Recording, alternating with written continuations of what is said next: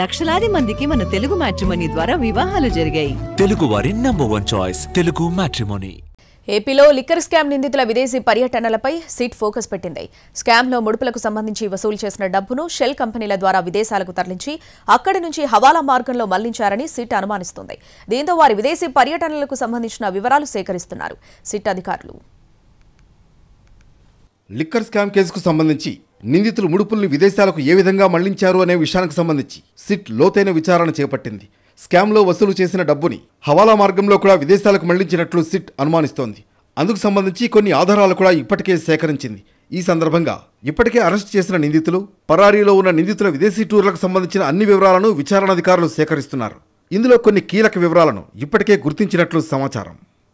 Liquor స్కామ్లో నిందితులు కేసిరెడ్డి రాజశేఖర్ రెడ్డి, చాణక్య దిలీప్ ఎక్కువగా విదేశీ పర్యటనలు చేసినట్లు అధికారులు గుర్తించారు. యూకే, యుఎస్, దుబాయ్, టాంజానియా దేశాల్లో వీరు పలుమార్లు పర్యటనలు చేసినట్లుగా సిట్ విచారణలో తేలింది.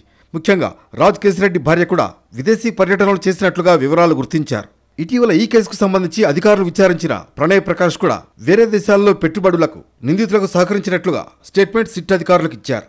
దీంతో 2019 నుంచి 2024 వరకు విదేశీ టూర్లలో భాగంగా అక్కడికి వెళ్లి డబ్బును వేర్వేరు మార్గాల్లో పెట్టుబడులు పెట్టినట్లుగా అనుమానిస్తున్న పోలీసులు విదేశీ టూర్ల వివరాలను సేకరిస్తున్నారు. పరారీలో ఉన్న రాజ్ కేసిరెడ్డి బృందంలోని మరికొందరు కూడా విదేశాల్లోనే ఉన్నట్లుగా గుర్తించారు.